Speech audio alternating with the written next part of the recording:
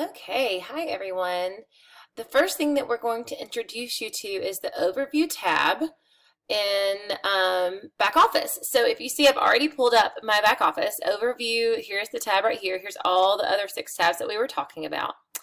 But one of the main things that we use the Overview tab for is to access this little square over here, which allows us to create a new personal order. Now you see there's tons of other things that you can see in here.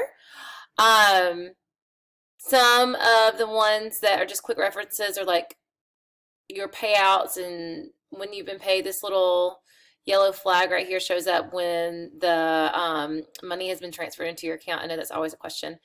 But what you'll use the Overview tab for most, and if I click on it, you'll see, is to create a new personal order. So if you click on New Personal Order, it will take just a minute.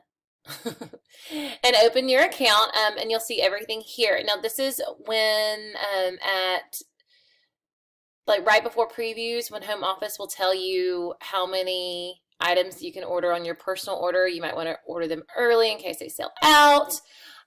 This is where you'll come to do that. Now you can organize however you want to be able to search.